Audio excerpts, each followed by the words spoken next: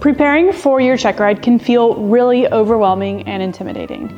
There's a lot on the line, and this is the final step to actually earning your pilot certificate. You've spent a lot of time and money getting to this point.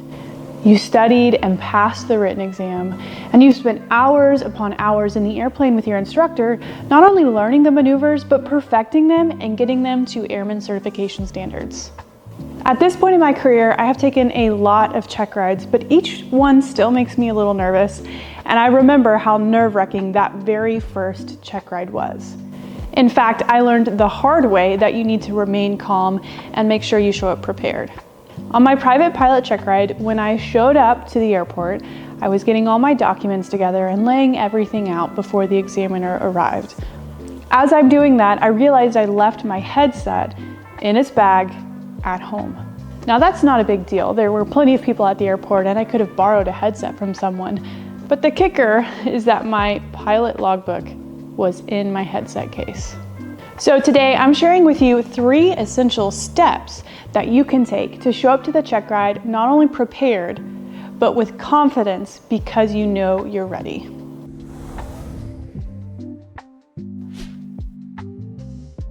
The first step that you want to take to get ready for your check ride is watch mock orals on YouTube. But you can't just sit there and passively watch these videos. There's a very particular way to watch them to make sure that you're prepared. Before you even get to the point of watching these mock orals, you want to make sure that you've gone through some ground instruction. Maybe that's an online ground course that your instructor recommends, or lots of time one-on-one with your instructor, going over all of the aeronautical knowledge pieces that you need to be prepared. Once you've done the groundwork, now is the time to watch those mock orals. Pull up one of the mock orals on YouTube, and then also make sure you have a copy of the Airman Certification Standards in front of you. A well-done mock oral examination should go step by step through the ACS in the same order that the check ride will be administered to you. So not only are you going to watch this mock oral with the Airman Certification Standards in front of you, but there's another thing that you need to make sure you do. Each time the examiner asks a question, pause the video. Take some time to think about what your answer will be, and then actually say it out loud. You don't want the first time you answer these questions to be when the examiner is sitting in front of you. So you've already done the groundwork, right? You've done the online course, you've done the instruction with your instructor, but now you want to work on actually remembering the information and applying it to the scenarios and the questions that are being asked of you. So answering these questions out loud is going to work on your active recall, and it's also going to get you used to saying the answers. It's going to get you used to your mouth actually making those words and forming those sentences. For example, what is an aerodynamic stall? Now, chances are you know the answer to that question because you've read it and you've watched videos. But how did you say it out loud just now? The answer to that question, what is an aerodynamic stall, is when an airfoil exceeds its critical angle of attack. And that's what you need to be able to say. Plain and simple, just like that. As you watch these mock orals and you practice answering the questions, you want to be very sure that you use the FAA phraseology. There are certain phrases that the examiner is going to be looking for, just like that example with the stall. Now, the next question is inherent, and that's going to be, what is the angle of attack? So you need to be able to reply with the answer. I'm sure you've seen the diagrams, and I'm sure you've had your instructor tell you what an angle of attack is. You've probably watched it on videos, you've read about it in the books, but you need to practice saying, the angle of attack is the angle between the chord line of the wing and the relative wind. You need to practice saying these things out loud. Again, so that you practice your active recall and you practice saying them out loud and forming these sentences, and you're not answering the questions out loud for the first time with the examiner. Now, one last piece here is that as you're watching these mock oral exams and you have the ACS out in front of you, take notes about the references for each of these tasks. Some of those references might be applicable FARs, like something in Part 61 or Part 91. There may be applicable pieces in the Aeronautical Information Manual, or there might be pieces of information in your POH that you need to refer to. If you take those notes and have them in your ACS, then as you're actually on the Checkride with your ACS in front of you, if you get asked something and you're overwhelmed with the day, you can't remember it right off the top of your head, you can look at your notes and pull up the reference. So the more comfortable you are with answering these questions and saying them out loud, the more confident you'll appear to the examiner. And confidence is a really big piece of passing your Checkride. So by practicing these mock oral exams, going through it with your ACS, taking notes along the way, all of these pieces will contribute to your overall preparedness and therefore your confidence. And confidence is a huge piece of being successful on your Checkride because it goes into being able to have that PIC, pilot in command, sense of authority. The second thing you want to do to prepare for a Checkride and build confidence is do a mock Checkride with a more experienced instructor. A vast majority of our nation's active instructors have less than a year of teaching experience.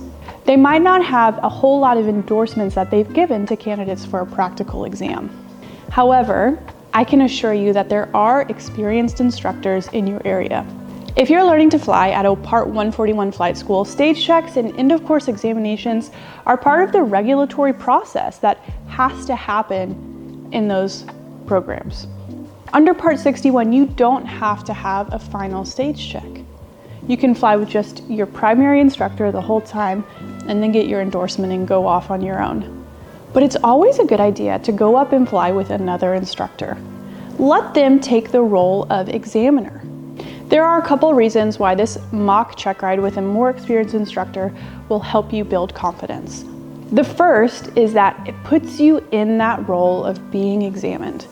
Flying with an examiner is a stressful situation because they are not allowed to instruct or teach you. And oftentimes instructors have a hard time taking off their instructor hat and putting on their examiner hat. But if you're flying with a new instructor, maybe someone that you haven't flown with before or not very often, then that can mimic the situation of being examined. You can get that stress out of the way or get a feel for how you might respond to it and be a little bit more prepared in that way the day of your Checkride. So not only can you get used to the evaluatory nature of a Checkride, you can get used to the flow of the Checkride, and then at the end you can get a debrief. And this more experienced instructor or second instructor can identify the weak areas for you and give you the places you really want to pinpoint and target before you go up with the examiner. This more experienced instructor should take the time to go through all of your personal documents, your student certificate, your government issued photo ID, and your medical certificate. Now, make sure that this mock Checkride includes an oral portion and a flight portion. If it's done well, it should take the better portion of a day. For the oral portion of the exam, there is a lot of information that you are responsible to know, but the examiner can't possibly test you on all of it. So if you're doing a very thorough mock Checkride with another instructor, that's going to take longer and be more in depth than what the actual Checkride will be. So once you complete the mock oral portion of the Checkride, you're going to go on and do the flight portion of the Checkride. If this process is done correctly, the instructor should have given you a scenario to plan for prior to the flight. That scenario is going to be a long cross-country flight plan, maybe with additional passengers and baggage on board. It's probably going to push you to the limits of your personal minimums and what the aircraft can do, especially with full fuel. If this scenario is planned out well, it's probably going to take you through some special use airspaces, or maybe a class Bravo. And so you're going to have to plan for that and prepare for it. You're going to have to be familiar with the different airspaces that you're going to be traveling through and the equipment requirements, the VFR weather minimums in those areas, and whether or not it's an airspace you can even fly through. So once you go over the scenario and you go through the whole mock oral with the instructor, the flight portion should mimic what a Checkride is going to look like, which is this. The first 10 or 15 minutes of the flight portion are going to be flying that flight plan that you created. You'll be flying to your visual waypoints and checking the times that you have estimated for each leg. Once the instructor or the examiner is satisfied with that, then you'll move on to the maneuvering portion. You'll do the basic instrument maneuvers, the unusual attitudes, possibly divert, do your steep turns, slow flight stall sequence, and then go in for your landings. So the mock check ride should have a plan of action that mimics the actual check ride very closely. Then at the end of the whole thing, the mock oral and the mock flight portion, the instructor will identify areas for you to improve upon. A very important piece here is that because there are probably pieces that you need to improve on, you want to make sure you do this mock check ride at least a couple of weeks advance of the actual check ride. That way you have time to fix those problem areas. So this step will not only ensure that you're prepared for the check ride, but it will help build your confidence by putting you in that evaluatory situation so you understand how you react physically and emotionally. It'll show you the areas of strength and the areas of weakness, and then give you time to really make sure that you go into the check ride able to meet the airman certification standards. Once you have watched those mock orals on YouTube and used the process that we talked about, and done your mock check ride with a more experienced instructor, the last thing that you're going to want to do before you go to the check ride is prepare all of your documents. Now, you should know at this point, if you're preparing for your check ride, that there are some personal documents that you must have to act as pilot in command. Your medical certificate, your photo ID, and your pilot certificate. It's very important that all these documents have matching spellings of your name and addresses. If not, you want to make sure you get that taken care of well in advance. You'll also want to make sure that the aircraft documents are all in order. Now, you should be doing this as a part of every pre-flight inspection that you do, but sometimes we miss it, especially if you're at a bigger flight school where there are a bunch of aircraft being managed. It can be easy sometimes for them to overlook maybe a registration has expired, or maybe somebody took the airworthiness certificate out for a check ride and didn't put it back. So you want to make sure that all of the airplane's documents are in order, including the maintenance logs. I would encourage you to spend some time flipping through the maintenance logs so that you can get an idea of how A&Ps log an annual inspection. What does that look like? You don't want the first time you go through a maintenance log to be in front of the examiner when they're asking you to prove that the airplane is airworthy. So grab the maintenance logs ahead of time if your school allows it, if you're able. Flip through them and maybe put some sticky notes on the annual inspection, the transponder, the pitot-static, the ELT, all of those pieces that are crucial to ensuring the aircraft is airworthy. You want them to make sure that everything is in order on your end and that there's nothing that you missed. Also, if your primary instructor has given you your endorsements for your check ride, then the check instructor can take the time to look at those as well and make sure that absolutely everything is done and in order for you. Now it's time to get your check ride folder together. What are you going to want in your check ride folder? Well, prior to the check ride, your examiner is going to send you a scenario, and they're probably also going to tell you to print out all of the weather forecasts, winds aloft, METARs and TAFs, and all of those pieces of information that you used to help you plan for the scenario. Also in that folder, you'll want to put your navigation log for the scenario. The weight and balance, both for the scenario that you've been given and for the actual flight that you'll do with just you and the examiner. You'll also want to put your written test results in there. And if you are keeping an electronic logbook, maybe through ForeFlight or Garmin Pilot, it's a really good idea to print all of your endorsements as well. Those endorsements that the CFI has given you, like for your solo cross countries and all of the endorsements required for your practical exam. Having everything organized and orderly will help you save time on the check ride. When the examiner asks for this document or that document, you'll be able to pull out your folder and say, here you go, everything's right here. Not only will this help you be organized, but it's going to build confidence because you'll know that you have everything that you need. Further, the examiner will see this and they're going to know that you are organized and on top of it. And setting that precedent as you begin the check ride will help the examiner understand that you are a prepared pilot. Most examiners have been flying for a long time, and if you walk into the room with everything you need, they will know that you're prepared. If you do all of these things, you will be so prepared going into your check ride. And with that preparation comes confidence, and with confidence comes assurance that you will perform very well on your check ride. Now, a very important part of passing your check ride is your weather knowledge. Do you have enough weather knowledge to pass a check ride? I've got a free quiz on my website, gilbertaviation.com. Just scroll down a little bit, and right there is a weather knowledge quiz. There's 10 questions, nice, short, and simple.